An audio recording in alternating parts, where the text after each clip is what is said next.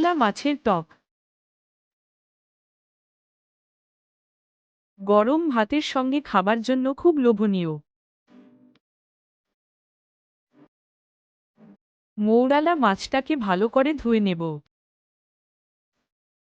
তারপর তেঁতুল জলটা ভালো করে অনেকক্ষণ একটু ভিজিয়ে রাখবো যাতে টকটা যাতে ভালো করে। আমরা গোটা জিরা পাঁচফোড়ন মুহুরি তা ভালো করে শুকনো খোলায় ভেজে নিব।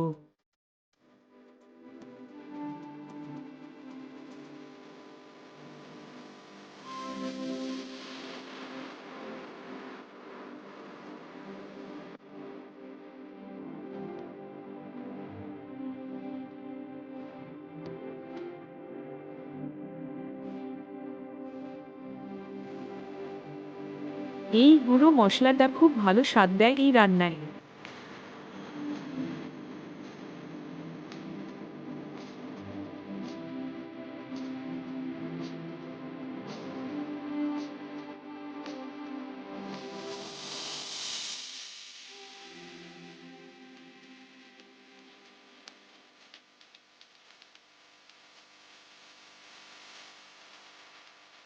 আমরা একটা ফ্রিং প্যানের সর্ষের তেল দিয়ে গরম আছে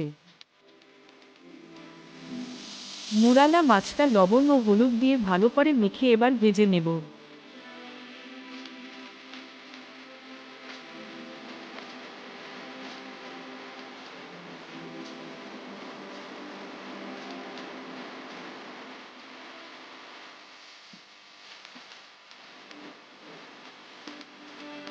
আমাদের ভাজা মশলাটা ভালো করে গুঁড়ো করে নেওয়া হয়ে গেছে।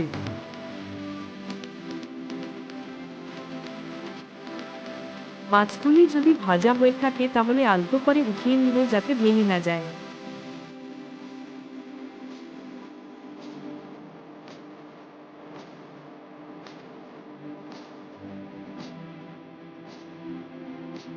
তারপর আমরা কড়াইতে একটু পাঁচফোড়ন আবার দিয়ে দেব।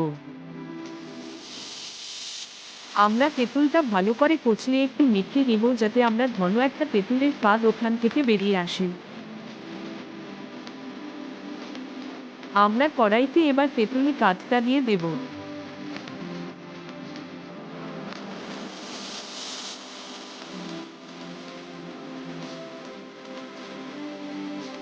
তারপর আমরা একটু লবণ ও হলুদ দিয়ে ভালো করে নাড়িয়ে নেব যাতে তেঁতুলের কাঁটা যাতে ভালো করে ফুটে আসে।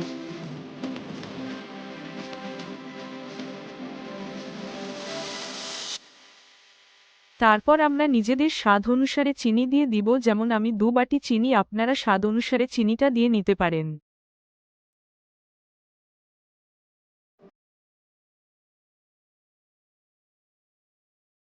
তারপর আমরা ভেজে রাখা মৌরালা মাছটা তেঁতুলের কাঁধের মধ্যে ফুটে ওর আসা তেঁতুলে কাঁধের মধ্যে দিয়ে দিব।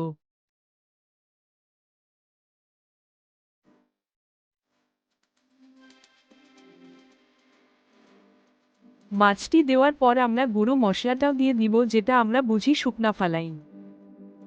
যখন মৌরালা মাছের টকটাই একটু গাঢ় হয়ে যাবে তারপর নিজের ঘনতা অনুযায়ী আমরা নামিয়ে